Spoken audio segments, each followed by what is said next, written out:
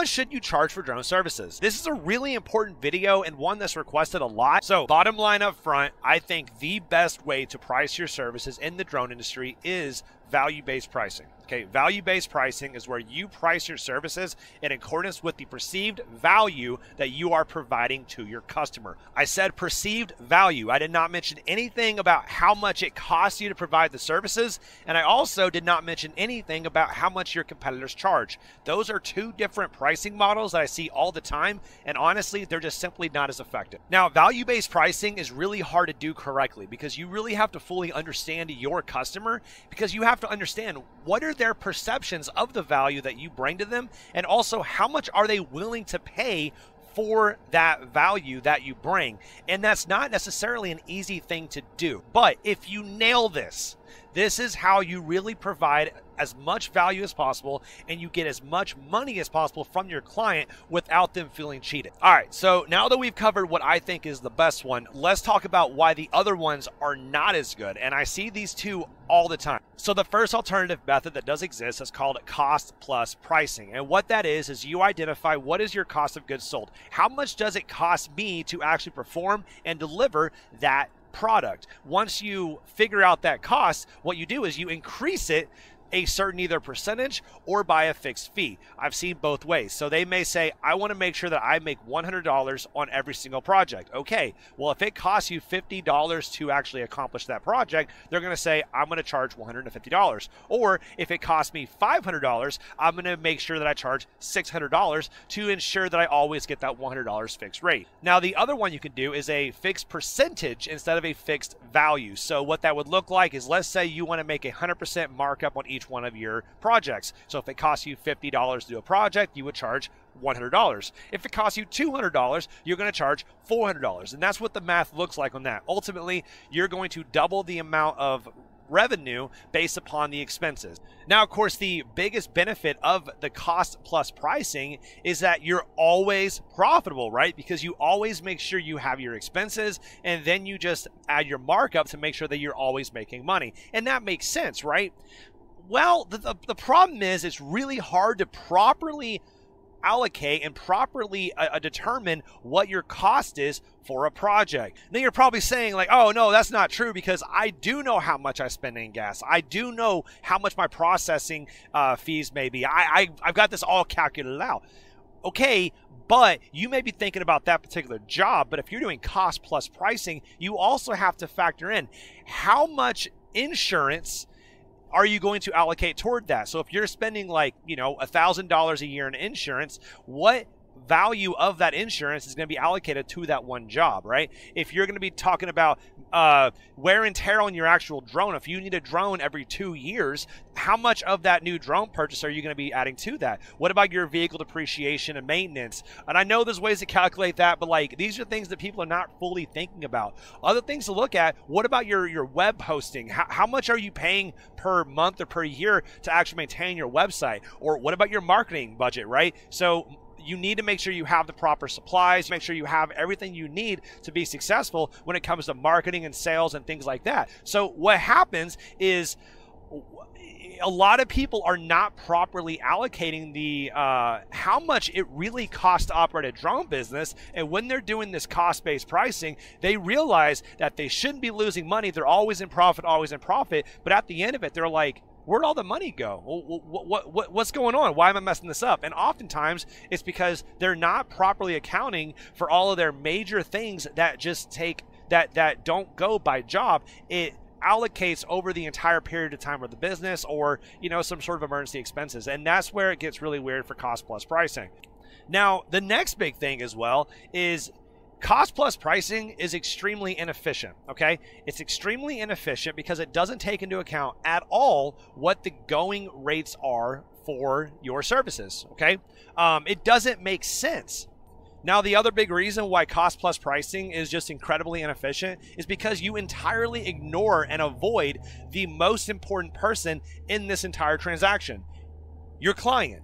Your client is the one who should be dictating what prices that you charge. Your client does not care how much it costs you to provide that service. That does not go into their factor in any capacity on whether or not that is a fair value to them, okay? It matters to you, of course. However, your client is the one that you have to convince to pay the money, and they don't care how much it costs you. They just care about how much value it provides to them, right? And that's the thing that a lot of people are missing on. It doesn't matter. Your client doesn't care.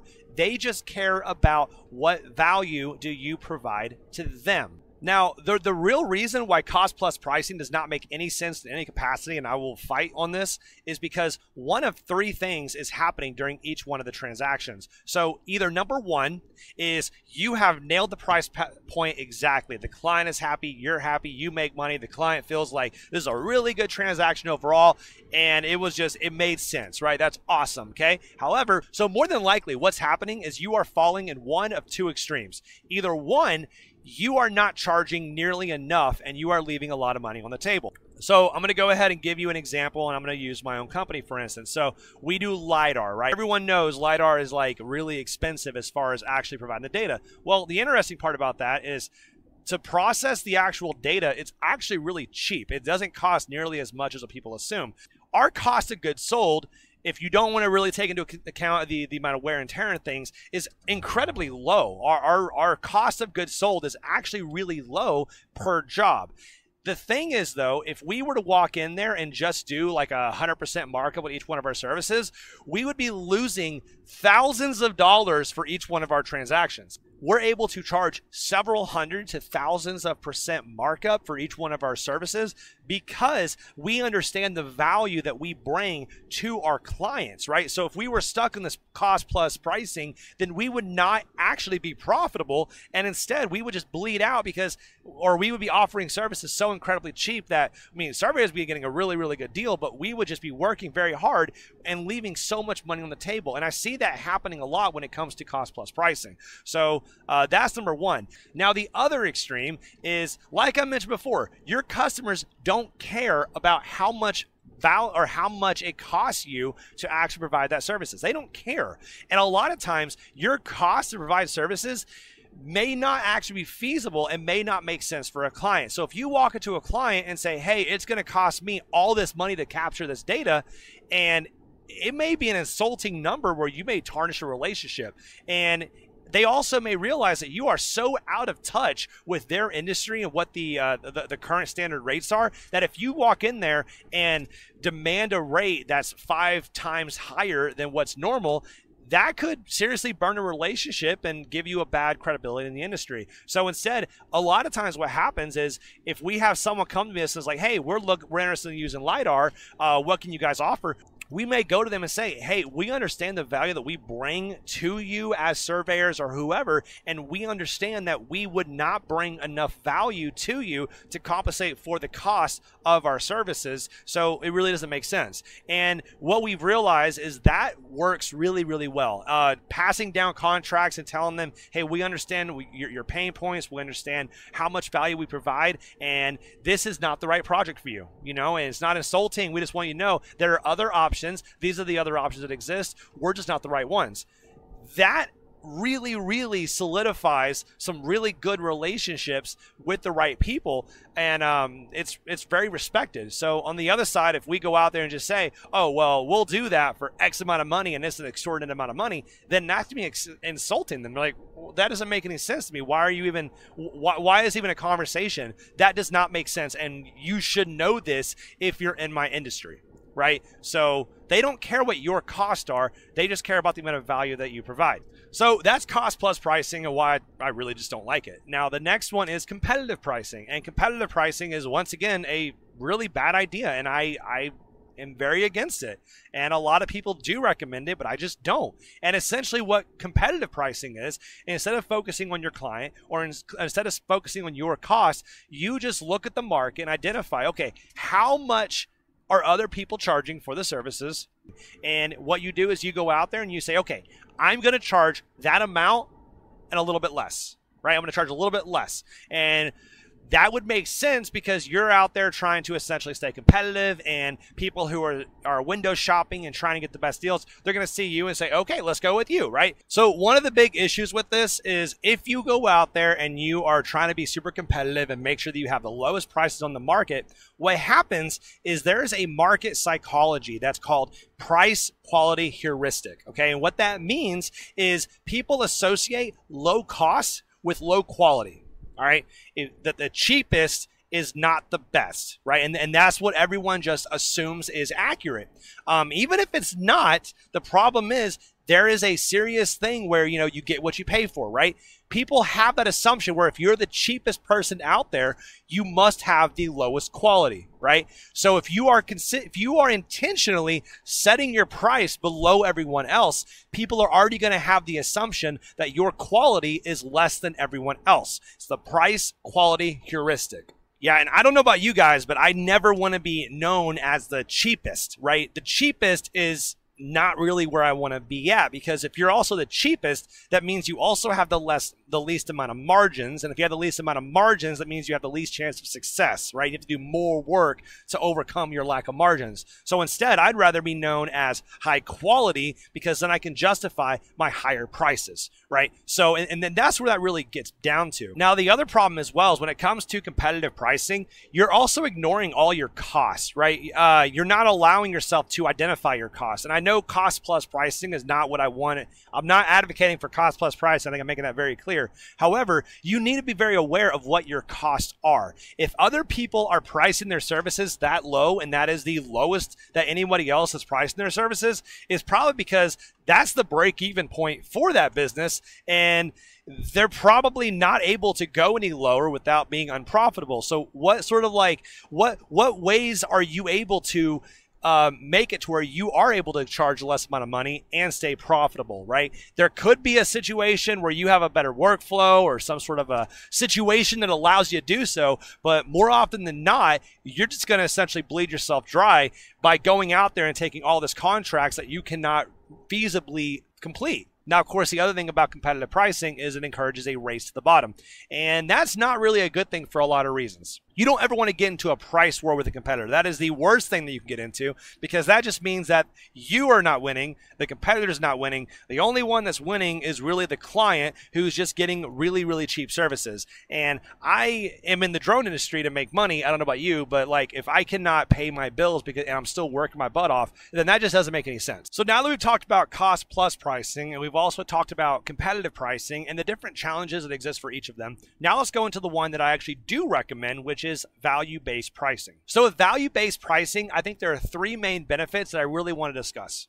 So the first one is going to be profit maximization. What that means is you are maximizing the amount of profit that you're able to get from the customer, because you are charging them what they're willing to pay, and you're not charging them what your costs are plus markup, and you're also not trying to do a race to the bottom and just charge right below your lowest competitors, right? So you're maximizing the amount of profit that you're able to make from each one of those purchases. Now, furthermore, if you understand what they're willing to pay and you actually charge them a little bit less than what they're willing to pay, they think they're getting a good deal, and it also shows that you fully understand the value that you're adding to them. If you say, hey, we know that you typically would pay this, but we're willing to drop it down to this instead because we like you as a customer, we appreciate your business, that obviously is a very, very powerful tool, and it shows that you really understand them and understand the value that you provide. Now, the second big benefit to value-based pricing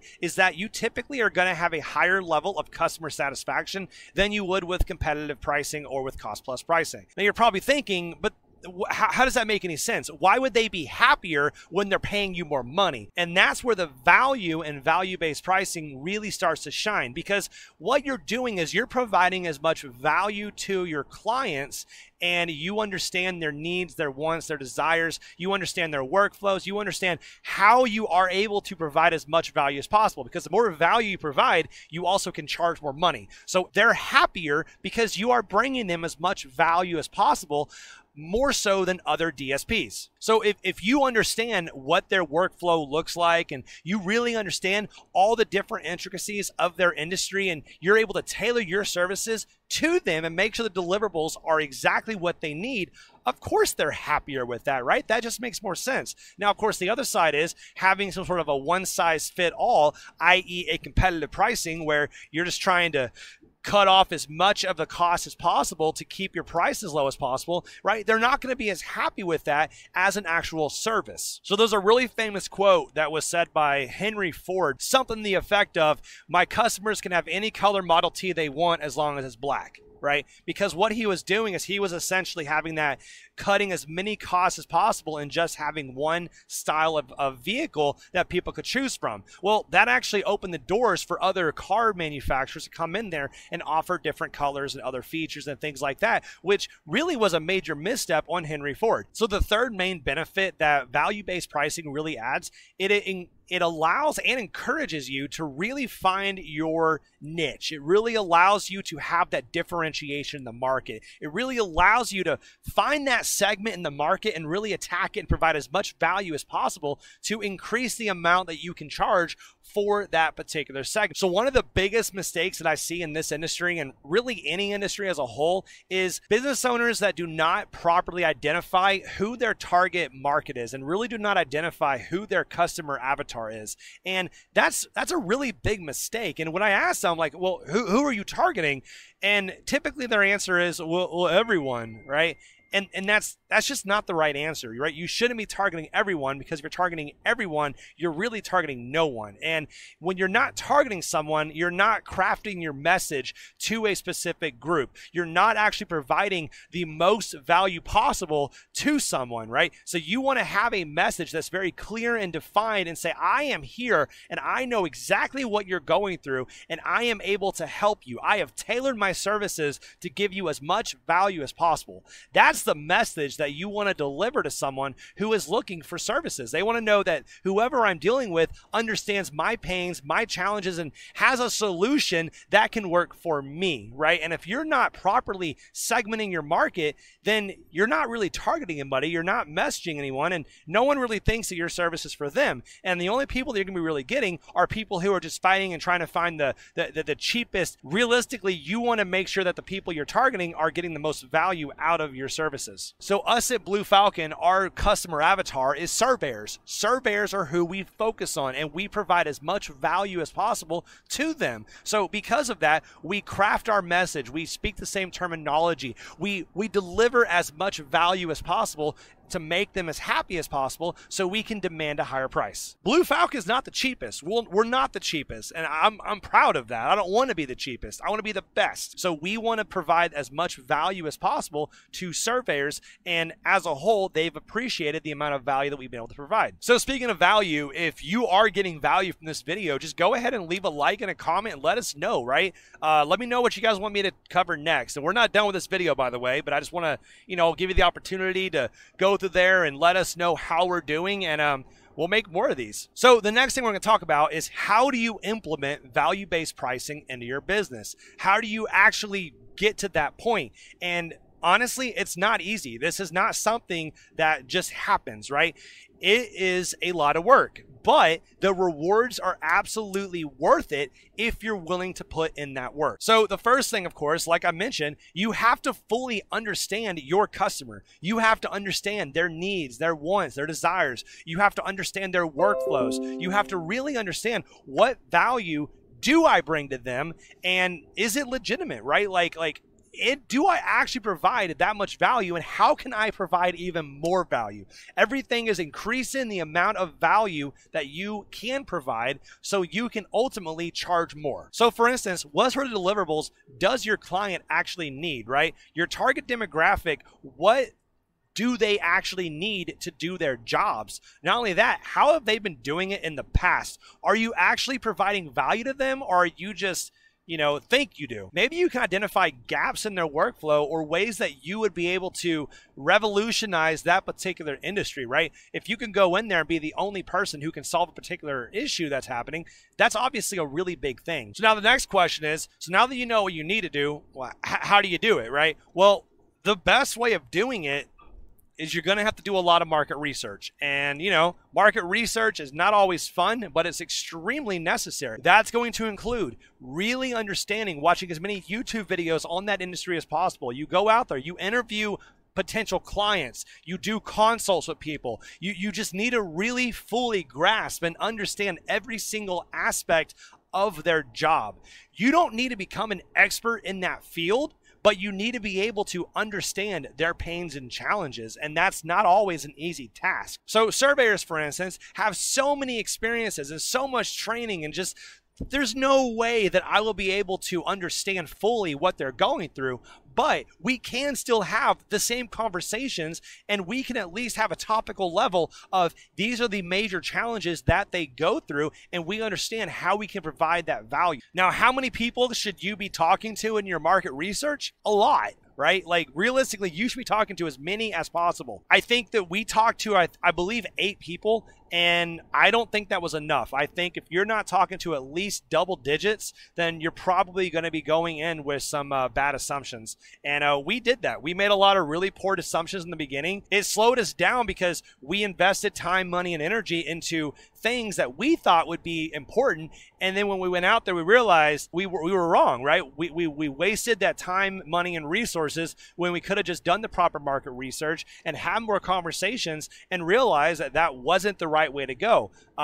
So, you know, the more work you do on the front end, the less work you have to do when you're actually out there. This is when you go out there and you actually create your unique selling position. This is where you craft a message on how you provide value to your client. So in crafting a unique selling position, you need to fully understand what benefits and what values do you actually bring to your target demographic, right? Whatever that may look like, you need to fully understand and be able to clearly articulate it in a clear and concise manner. Now, I've covered benefits and features in other videos, so I don't want to do it too much here. Just understand that you need to be focusing really heavily on your benefits in this unique selling position. What do you provide to the client that other service providers just don't? This should be stuff that no one else offers, or no one offers as well as you. So the next step on implementing is you need to start going out there and testing your price points. You have to just start going out, charging a certain amount of money, engaging the reaction of your clients. That's very important. You want to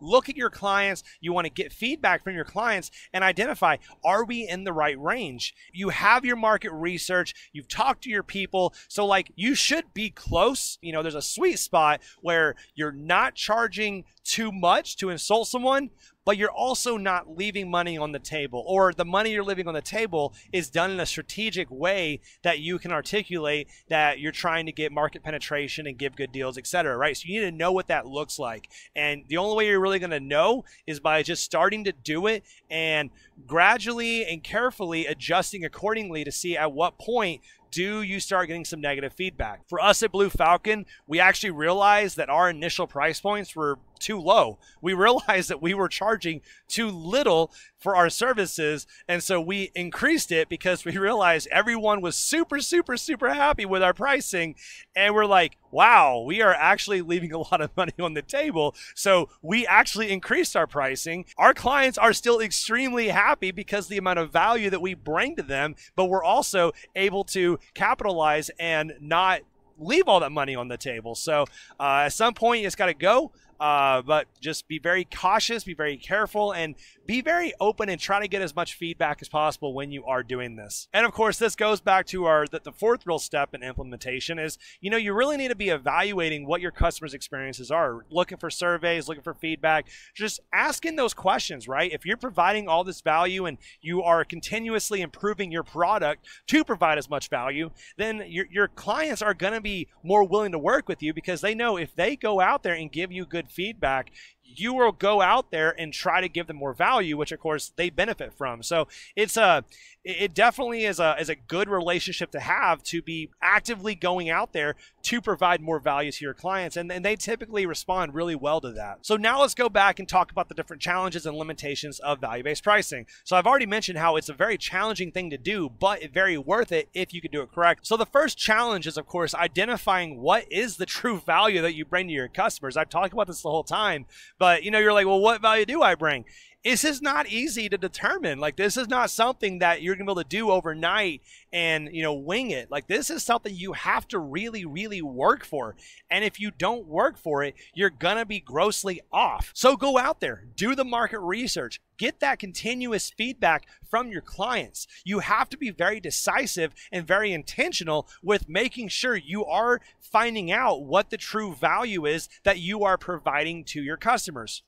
You can also do consultations. We've done consultations with actual surveyors before where we paid them money just to be able to pick their brain and get good information, right? That's an option as well. The important thing here is it's not easy, but you need to do it in order to implement the strategy correct. Now, the next challenge that you definitely can run into is if you are charging more than your competitors, which you should be if you are doing value-based pricing, you very well could be getting pushback from your potential clients during your negotiations. And this is something that absolutely can happen. Now, if you do start to get significant pushback from these negotiations, this is where you really go back and you explain the amount of value that you provide and how you really can't be compared to anyone else because you provide so much more value than other people in the industry. You need to have that confidence, and you need to be able to articulate in a very clear way the unique selling position and what value you bring to them above all others. And if you do this correctly, they'll quickly realize that, well, yeah, this guy may be charging less money, but like, it's not the same service. It's not the same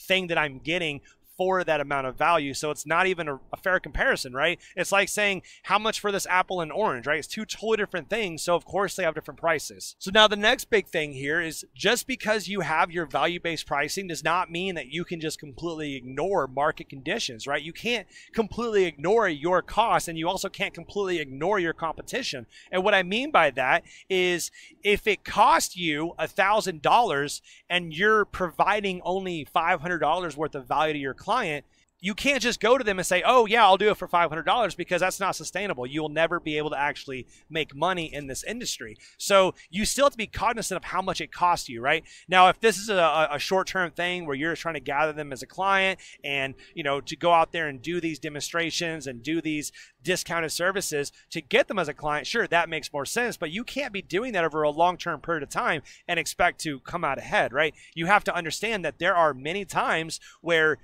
you need to say no and say, I'm sorry, but I actually do not provide as much value as how much it's going to cost you.